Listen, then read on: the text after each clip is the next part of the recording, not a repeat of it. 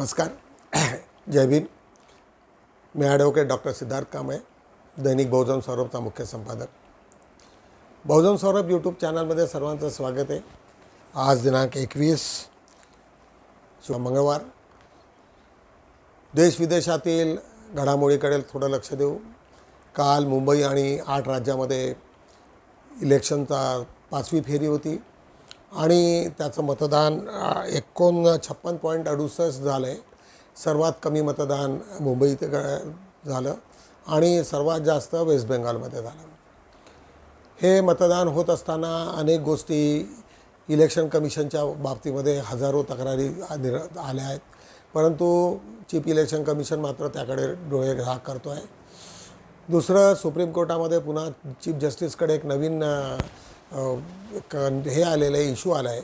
तो म्हणजे की जो डिले होतो आहे इलेक्शनच्या आणि फॉर्म 17B आणि D हे असे फॉर्म्स आहेत की ताबडतोब ज्या दिवशी इलेक्शन होते संध्याकाळीच किती इलेक्शन झालं त्या बटन दाबल्याबरोबर ते लक्षात येतं आहे आणि जे पोलिंग बूथमध्ये जे एजंट असतात त्यांना त्याची एक कॉपी देण्यात येते. परंतु ही कॉपी कधी आता देण्याचं काम बंद केलेलं आहे. त्याच्यामुळे हा एक महत्त्वाचा विषय आहे. याला धरून चीफ इलेक्शन कमिशनच्या विरुद्ध एक याचिका दाखल करण्यात आलेली आहे आणि त्या याचिकेत प्रशांत भूषण यांनी चंद्रचूड यांना सांगितलं की अर्जंट मॅटर आहे, तुम्हाला ऐकावंच लागेल. त्या दिवशी एक कार्यक्रम असतो, परंतु जस्टिस चंद्रचूड 6 वाजेपर्यंत तिथे 5 वाजेपर्यंत बसतात आणि 1 तासासाठी जाऊन पुन्हा 6 वाजता पुन्हा येतात आणि संपूर्ण ऐकल्यानंतर त्यांना म्हणते की मला चीफ इलेक्शन कमिशनला ऐकायचं आहे आणि 24 तारीख ही निश्चित केलेली आहे. त्यांचं म्हणणं असं आहे की प्रत्येक बूथ वाईज जे जिथे जेवढं व्होटिंग झालं ते सर्व डिस्प्ले झालं पाहिजे आणि चीफ इलेक्शन कमिशनला काहीच प्रॉब्लेम नाही. 17 नंबरचा फॉर्म हा ऑलरेडी कमिशनरनी कलेक्टरनी तुम्हाला दिलेला असतो आणि अपलोड करण्यामध्ये काय प्रॉब्लेम आहे. याला धरून घमासान सुरू झालेला आहे. जर त्याच्यामध्ये तफावत झाली, समजा इथे 50,000चं एक व्होटिंग आलं असेल किंवा एका बूथवरती 20,000 असतील आणि जर त्याच्यामधल्या तिथल्या कलेक्टरनी केलेल्या याच्यात जर कोणी हेराफेरी केली किंवा त्याच्यामध्ये बदलाबदल जर झाली तर ते निश्चितच तो कलेक्टर म्हणे ही माहिती मी दिलेली नाही. त्याच्यामुळे तो नवीन वाद निर्माण होऊ शकतो. त्याच्यामुळे सर्वीकडे पुन्हा एक चीफ इलेक्शन कमिशनकडे हे आलेले एक ते बघू. त्याच्याचबरोबर त्याच्यावर आधारित पुन्हा एक दुसरा व्हिडिओ तुमच्यासमोर आम्ही घेऊन येतो आहे. एक सुब्रमण्यम स्वामी यांचा एक व्हिडिओ आहे. सुब्रमण्यम स्वामी म्हणतात की बीजेपी जरी किती आली मेजॉरिटी तर येणार नाही, पण आली तरी मोदी मात्र सत्ता सोडणार नाही. त्यासाठी सर्व लोकांनी, पार्टीतील लोकांनी त्यांना स्टेप डाऊन करायला पाहिजे आणि जोपर्यंत ते करणार नाही तोपर्यंत मात्र अडचण होईल. त्याच्यासाठी सर्वांनी एकजूट व्हायला पाहिजे. अशा पद्धतीची तो व्हिडिओ आज तुम्हाला घेऊन येतो आहे. मी बघूया आपण तो व्हिडिओ. बीजेपी को मेजॉरिटी नहीं मिलेगी, इतना तो मुझे लगता है. तो ऐसी स्थिति में क्या फिर तो डॉक्टर स्वामी की जरूरत पड़ेगी, और तो कोई है नहीं जो अपोजिशन को लेकर जोड़ने में तो मेरी काबिलियत का फायदा होगा.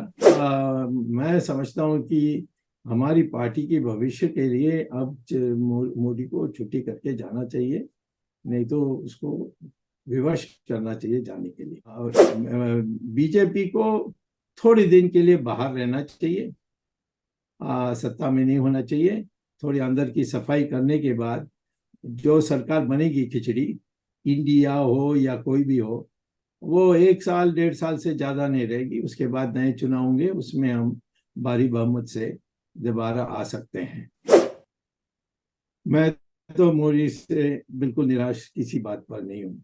मैंने देख लिया कि उसने मंत्रियों को क्या दर्जा दिया है. सबको चपरासी बना के रखा है. जो भी काबिल हैं जैसे गडकरी हैं उनका क्या किया है. गडकरी बुरा नहीं माने वो तो अलग बात है, परंतु सबको पता है कि उसने क्या किया. राजनाथ कितना दुखी है ये भी मैं जानता हूँ. और जो चापलूसी करते हैं उनको कितना आगे बढ़ाए ये भी जानता हूँ. जिनको कोई जानकारी नहीं है परंतु चमचे बने हुए हैं उनको उन्होंने क्या पद दिए हैं ये भी मैं जानता हूँ. तो मैं समझता हूँ कि हमारी पार्टी के भविष्य के लिए अब मोदी को छुट्टी करके जाना. सोनिया गांधी की चरित्र ऐसी है कि वो संस्कार में उसका कुछ विश्वास नहीं होगा। लेकिन इस तरीके से एक पार्टी का प्रेसिडेंट रहा, प्राइम मिनिस्टर रहा, जी। उसको आप उसकी लाश को आने नहीं देते हो। आज तक जो भी मैंने कहा है सब नीति पर कहा है। उसकी जो व्यक्तिगत जीवन है वो तो मैं हजार जानता हूँ, वो मैं बोलूंगा तो लोगों का दिमाग फट जाएगा।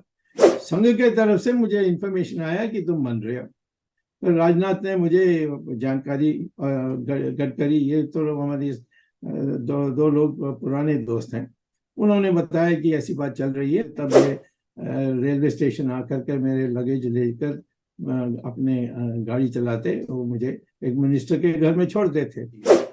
परंतु पता नहीं क्या हो गया, प्राइम मिनिस्टर बनने के बाद नए रूप देखा, ये बिल्कुल बदल गए थे। और देश में और दुनिया में सब जानते हैं कि मैं बीजेपी का हूँ। बिल्कुल बिल्कुल। ऐसे स्थिति में आप मेरी बेइज्जती करोगे तो फिर वो चाणक्य जैसे लस्सी डालूंगा सबके बिल्कुल बिल्कुल। घास की पर। नहीं वो भी तो ये प्राइम मिनिस्टर बने तो भगवान नहीं बनता है, वो हमारी बल से बना है। तो इसीलिए उसके लिए जो या वो यदि प्रधानमंत्री कहते हैं अच्छा हर 2 हफ्ते में एक चाय पीने के लिए आ जाओ और मुझे बताओ क्या गलत मैं कर रहा हूँ, तो फिर तो मैं बाहर नहीं बोलता। हमें वो फोरम ही नहीं है। मुझे कोई नेशनल एग्जीक्यूटिव में मैं नहीं हूँ, कोई भी नाम लीजिए, मैं तो चाराना का मेंबर हूँ यहाँ। तो आपने बीजेपी का रंग पहना है तो उसके लिए बधाई। सर ये देखिए इन रंगों का भी जो है पॉलिटिकलाइजेशन हो गया। मैंने तो तिरंगे का कलर पहना है sir. I am a true patriot end true nationalist and I was expecting this coming from you, so thank you. नमस्कार। आज हमारे साथ है एक बहुत ही खास मेहमान, डॉक्टर सुब्रमण्यम स्वामी। भारत की राजनीति में जिनकी उम्र 40-50 साल की है इस वक्त, उन्हें डॉक्टर स्वामी के इंट्रोडक्शन की जरूरत तो है नहीं, क्योंकि ऐसा हो ही नहीं सकता कि भले ही उनकी राजनीति में रुचि हो या ना हो, डॉक्टर स्वामी का नाम उन्होंने ना सुना। लेकिन जो हमारी नई जनरेशन है, जो हमारी नई पीढ़ी है, जो इस 2024 के चुनाव में भाग ले रही है, उसे बताना जरूरी है कि डॉक्टर सुब्रमण्यम स्वामी होने का मतलब क्या है। डॉक्टर सुब्रमण्यम स्वामी जो इस देश के बहुत ही गिनती के जो इन दिनों इंटेलेक्चुअल लोग जो इतने ज्यादा पढ़े लिखे, उनकी एजुकेशनल क्वालिफिकेशन, जब राजनीति में वो आए थे तो 24 साल की उम्र में हार्वर्ड से वो पीएचडी कर चुके थे। उसके बाद 74 में उनका जो इकोनॉमिक्स में जो उनका पेपर था, जो उनकी रिसर्च थी, वो नोबेल प्राइज जिन्हें मिला उनके साथी, जिनकी ख्याति आइंस्टाइन के बराबर है। और इतनी सारी उपलब्धियां डॉक्टर स्वामी की रही। दिल्ली आईआईटी में इकोनॉमिक्स के प्रोफेसर रहे, 2 बार केंद्रीय मंत्री रहे, 6 बार मेंबर ऑफ पार्लियामेंट रहे। जो उनका योगदान है वो एक एपिसोड में तो शायद डॉक्टर साहब का इंट्रोडक्शन ही हमें करना पड़ेगा। इतना उन्होंने काम भारत की राजनीति में किया है, इतना कंट्रीब्यूशन उन्होंने दिया है। लेकिन शायद ये नियति का, इसको या प्रारब्ध की बात कहें कि देश उनकी प्रगल्भता से, उनकी बौद्धिक क्षमता से, उनका जो बहुआयामी व्यक्तित्व है और जो डॉक्टर साहब कर सकते हैं, उसका शायद हम देश के तौर पे उतना लाभ ले नहीं पाए। खास तौर पे उस वक्त में जबकि देश इस वक्त एक ऐसे चुनौतीपूर्ण समय से गुजर रहा है, एक ऐसे आर्थिक संकट से गुजर रहा है जिसकी कल्पना बहुत मुश्किल है। नेहमीप्रमाणे बुद्धा या सिरियलमधनं एक छोटीशी क्लिप आम्ही तुम्हाला दाखवू। तुम्हाला माहिती आहे की सिद्धार्थ गौतमांनी घर सोडल्याच्या नंतर सर्वात त्यांचे पहिले शिष्य गुरु मिळाले अलार कलाम। अलार कलामकडे त्यांनी पूर्ण शिक्षण घेतल्यानंतर खूप तपस्या केली आणि त्याच्यानंतर ते 2च महिन्यामध्ये, त्या 70 वर्ष ज्यांनी आर कलामला वेळ लागला ते 2 महिन्यामध्येच त्यांनी तेवढं पूर्ण केलं। आणि मग शेवटी ते म्हणतात की सिद्धार्थ म्हणतोय की मला अजून दुःखमुक्तीचा मार्ग मला अजून मिळालेला नाही, तो जोपर्यंत मिळत नाही तोपर्यंत मला शोध घ्यावाच लागेल। आणि त्यांना सांगतात की गुरुदेव तुम्ही मला सजेस्ट करा की मी आता याच्या पुढे काय करायला पाहिजे। त्यावेळेस अलार कलाम त्यांना सांगतात की रामानुपुत्तम एक दुसरे एक मोठे आहेत, माझ्यापेक्षा वरिष्ठ आहेत, तुम्ही त्यांच्याकडे जर गेला तर निश्चितच त्याच्यात हे होईल। आणि त्याच्यावरती आधारित जो काही तिथे हे झालं आहे आणि रामानुपुत्तमला माहिती असते की सिद्धार्थ एक दिवस एका वेगळ्या स्टेजवरती येणार आहेत आणि त्यांचं भविष्य त्यांना माहिती होतं आहे आणि त्याच्यानंतर त्यांच्या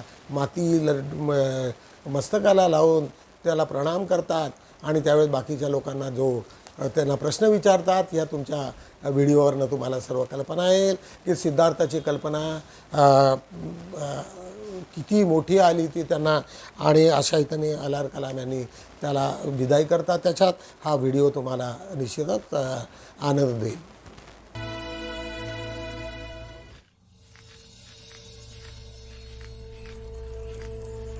गुरुवर, सिद्धार्थ आश्रम में कहीं नहीं है. कहीं वो हमें छोड़कर तो नहीं चला गया? सिद्धार्थ को अनुमति की आवश्यकता नहीं है, और मुझे विश्वास है वो मुझे बताए बिना नहीं जाएंगे.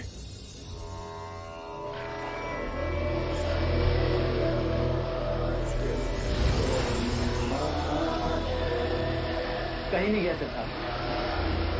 वो देखिए, पानी में श्वास रोकने का ध्यान करके आ रहे हैं.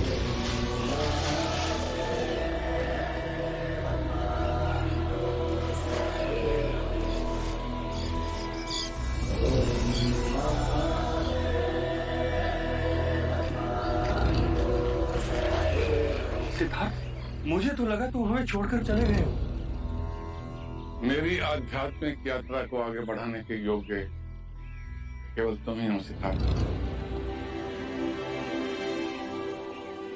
इस आश्रम की बागडोर अपने हाथ में ले लो बस. यह आपका मुझ पर अपार स्नेह है गुरुवर, और मेरे मन में कुछ और. कहो, निर्भय होकर कहो. गुरुवर, मैं आश्रम छोड़कर जाना चाहता हूँ.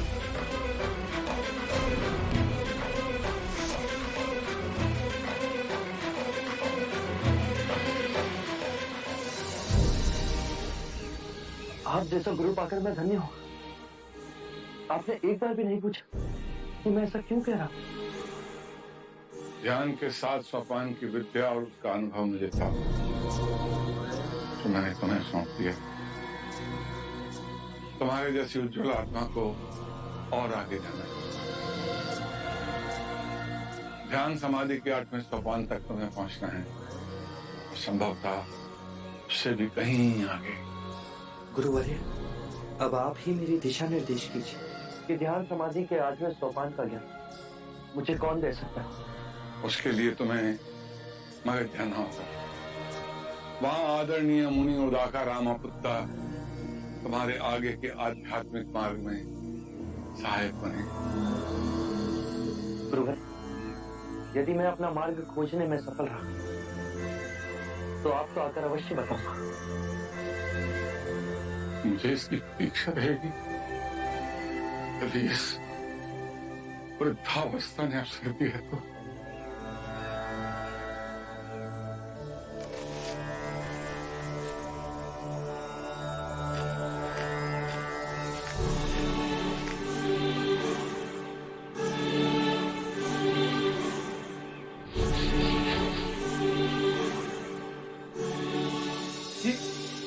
ये आप क्या कर रहे हैं गुरुवर?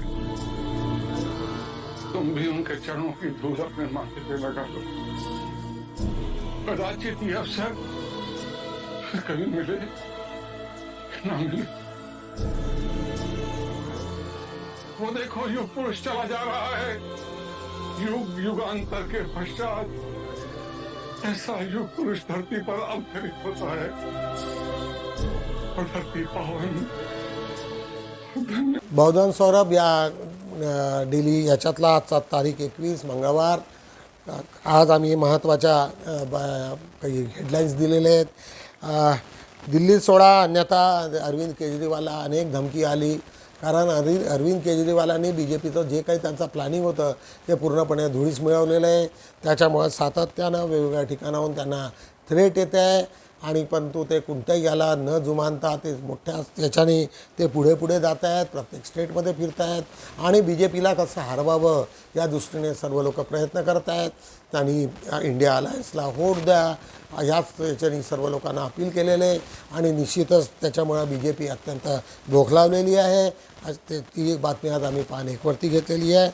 कालचे जे इलेक्शन झाले आहेत 8 राज्यातील 49 जागांसाठी 5 वाजेपर्यंत 56.68 मतदानाची टक्केवारी झालेली आहे.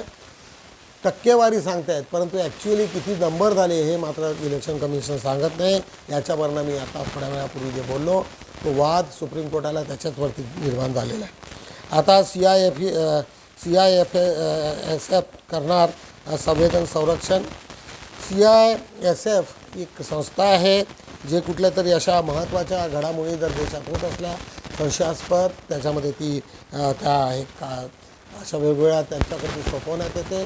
ती एक बातमी आज महत्त्वाची आम्ही टाकलेली आहे. त्याच्याच बाजूला इराणचे अध्यक्ष इब्राहिम रईसी यांना हेलिकॉप्टरमध्ये अपघात झाला आणि त्यांच्यासोबत एक मिनिस्टर होते, दोघांचा मृत्यू झाला आणि उपराष्ट्रपतीला त्यांना अध्यक्ष म्हणून घोषित करण्यात आलेलं आहे. ISISच्या 4 दहशतवाद्यांना अहमदाबाद विमानतळावरून अटक. अहमदाबादला 4 नक्षलाईट लोक सापडले आहेत. ISIचे ते हे रस्त्याचं त्यांना म्हणून अटक करण्यात आलेलं आहे. पिकअप पलटी होऊन भीषण अपघात, 17 आदिवासी बांधवावर काळाचा घाला. एक रायपूर इथली बातमी आहे आणि पिकअप व्हॅनमधनं सर्वच्या सर्व लोक तिथे गाडी पलटली आणि अनेकांचा मृत्यू झालेला आहे.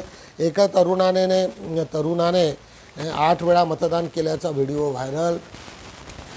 नवी दिल्ली आणि राहुल गांधी यांनी चीफ इलेक्शन कमिशनला त्याच्यामध्ये प्रश्न विचारला. 12वीचा निकाल आज सर्व पूर्ण देशाला त्याची उत्सुकता असते. स्टेट बोर्डाचा निकाल, मोठ्या संख्येने विद्यार्थी असतात, त्याच्यामुळं त्यांचा जीवनाला कलांटी असते, त्याच्यामुळं ती एक महत्त्वाची बातमी असते. 18 लाखाहून अधिक सिम होणार बंद. जेवढे सिम कार्ड्स आता चालवत आहेत देशामध्ये, जे सस्पेक्टेड सिम्स आहेत त्यांना बॅन करण्याचा एक मोठा प्रकल्प आहे. चिल्ड्रन पॅराडाईजची एक छोटीशी जाहिरात आम्ही केलेली आहे शाळेची, नर्सरी KG1 KG2च्या. बहुजन सौरभमध्ये 23व्या तथागत भगवान बुद्ध जयंती प्रित्यर्थ एक शुभेच्छा जाहिरातीसाठी सर्वांना निवेदन करण्यात आलेलं आहे की ज्या कोणाला उत्सुक असतील त्या लोकांनी आम्हाला शुभेच्छा जाहिरात आपली द्यावी. अंबाझरी तलाव घेणार मोकळा श्वास. अनेक ठिकाणी ज्या सकाळी जाऊन तिथे लोक पोहायसाठी जात असतात, आता त्याला नियंत्रणात आणून आणि अंबाझरी तलावाचं वेगळ्या पद्धतीने त्यांचं नियोजन करण्याचा विचार महानगरपालिकेचा आहे. कराटे बेल्ट परीक्षामध्ये सेंट रिनाई पब्लिक स्कूलचे 4 खेळाडू उत्तीर्ण. एक महत्त्वाची बातमी आहे, त्याच्यावरती एक आम्ही फोटोग्राफ दिलेला आहे. राहुल गांधीचा एका बार्बर कटिंगवाल्या जाऊन तो त्यांच्याकडनं कटिंग करून घेतो आणि त्याच्यावरती जो त्याच्याशी संवाद करतो, तो एक अत्यंत भावूक झालेला व्हायरल व्हिडिओ आहे. अनेकांनी पाहिला, अनेक लोकांनी मला पाठवलेलं आहे. विजेसंबंधी माहितीसाठी आपला मोबाईल क्रमांक नोंदविला का? सर्वांना आता तुम्हाला माहिती आहे की MSEBचं बिल तुमच्या मोबाईलवरती येत असते आणि मोबाईलला बिल आलं की ताबडतोब तुम्हाला त्याचं पेमेंट करायचं असते. ZP शाळेत शालेय पोषण आहार पुरविणारी कंपनी वादाच्या भोवऱ्यात. ज्या निकृष्ट जे जेवण ज्या लोकांनी दिलेले आहे आणि त्याच्यातले जे होणारे गडबड, किती त्याच्यावरती विद्यार्थी आहेत आणि किती लोकांचा स्वयंपाक आणि अशातलं मोठं त्याच्यावरती आता एक चौकशी बसणार आहे. बाबूलाल वाघमारे, डॉक्टर बाबासाहेब आंबेडकरांसोबत त्यांचा मोठा सहवास होता. त्यांच्यावर आधारित ज्या लोकांकडे काही पत्रव्यवहार किंवा त्यांच्यावरती वेगवेगळ्या लोकांचा सहवास असेल त्या लोकांनी त्यांच्यावरती लेख लिहावे, कविता लिहाव्या, वेगळ्या पद्धतीने त्यांचं संकलन करावं, अशा पद्धतीची एक जाहिरात आम्ही त्याच्यात दिलेली आहे. बातमी आहे रेल्वेच्या वाहतुकीतही अदानीचा शिरकाव. जे ट्रान्सपोर्ट सिस्टीम आहे रेल्वेची त्याच्यातही मोठ्या प्रमाणामध्ये अदानी ग्रुपचा मोठा साठा आहे असल्याची ती बातमी आहे. डॉक्टर सोनल पलिका मंडपे हिची जर्मनी सरकारद्वारा हॅम्बोल्ट फेलोशिपसाठी निवड झालेली आहे, त्याच्यासाठी ती एक बातमी आहे. कायदेशीर मार्गाने कुलगुरू डॉक्टर चौधरी निलंबनाचा डाव. तुम्हाला माहिती आहे की मधल्या पिरियडमध्ये त्यांना निलंबित करण्यात आलं होतं. त्यांना गव्हर्नरकडून सांगण्यात आलं होतं की तुम्ही स्टेप डाऊन व्हा, ते झाले नाही. शेवटी मग त्यांना निलंबित करण्यात आलं. ते नागपूर हायकोर्टात गेले. हायकोर्टातनं त्यांना पुन्हा त्यांना स्टेप रिस्टोअर केलं त्यांची. आणि त्याच्यानंतर आज मात्र एक कमिटी बसवून त्यांनी ज्या केलेल्या अनियमितता आहे त्याच्यावरती एक कमिशन बसलेलं आहे आणि त्या कमिशनच्या मार्फत त्यांना डिस्चार्ज करतील किंवा त्यांना काढून टाकण्याचा मोठा डाव आहे.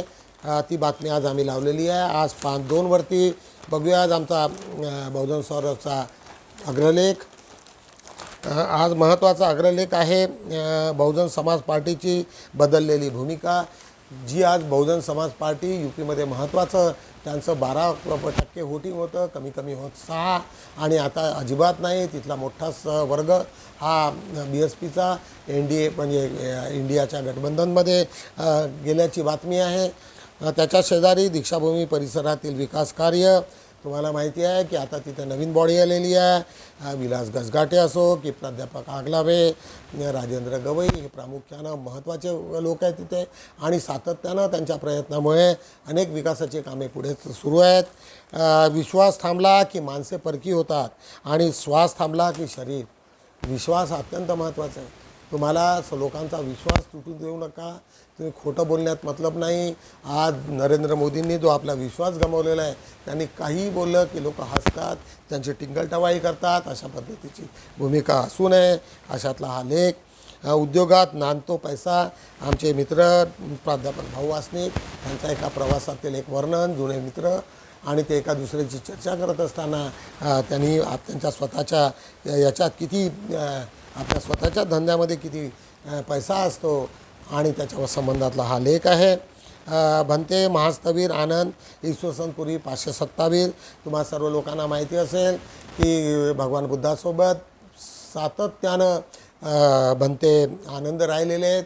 त्यांच्या मरेपर्यंत राहिलेलं आहे. पहिली संगीती ज्यावेळेस झाली होती त्यावेळेस यांच्यात आनंदच्या अध्यक्षतेखालीच ती झालेली होती, जेणेकरून त्याच्यामध्ये बुद्ध तत्त्वज्ञानामध्ये भेसळ होऊ नये त्याच्यावरती आधारित एक अशोक गोंधाडे यांचा लेख. अत्यंत चांगला लेख आहे. एक पान 3 बघूया. पान 3 आजचं टायटल आहे, या जगातील दुःखापासून मुक्ती हवी तर मार्ग आपणच शोधायचा असतो. तुम्हाला तुमचा मुक्तीचा मार्ग दुसऱ्याकडे नसतो, ते तुम्हालाच शोधावा लागेल. भारतीय मतदारांचा मतदार कल वोटिंग पॅटर्न ज्या पद्धतीने झालेलं आहे. सुनील खोब्रागडे महानायकचे संपादक होते. ते सातत्यानं बहुजन सौरभबद्दल येत असतात. त्यांच्या मते आपल्याकडे किती पॅटर्न्स आहेत आणि त्या कोणत्या पॅटर्नमध्ये लोकांनी वोटिंग करत असतात आणि ते त्याचा प्रभाव काय होत असतो आणि खऱ्या अर्थानं काय करायला पाहिजे असा हा लेख सुनील खोब्रागडे यांचा. तथाकथित आंबेडकरी विद्वानांसाठी प्राध्यापक सुबोध कुमार ज्या पद्धतीने जे आंबेडकरी स्वतःला विद्वान समजतात, त्यांचे ज्या पद्धतीने हाल झालेले आहेत, अनेक लोक ज्या पद्धतीने समाजाला किती त्यांचं नुकसान होतं आहे अशा पद्धतीचा हा लेख प्राध्यापक सुबोध कुमार यांचा. वृत्तवाहिन्यांचा पक्षपातीपणा तुम्हा सर्व लोकांना माहिती आहे, रोजच तुम्ही अनुभवता. काही ठराविक जेवढे चॅनल आहेत त्याच्यातले 90% चॅनल हे फक्त BJPचा एक प्रचार करण्यासाठी असतात. त्याच्यावरती एक चांगलासा लेख अनिरुद्ध कांबळे ह्यांचा. लोकसभा 2024 वैचारिक दिवाळखोरी असणारी निवडणूक. ह्या 24मध्ये जे रोज आम्ही पाहतो आहे, रोज आम्ही आमच्या यूट्यूबच्या माध्यमातून तुम्हाला आम्ही जागरूकता करत असतो. त्याच्यावरनं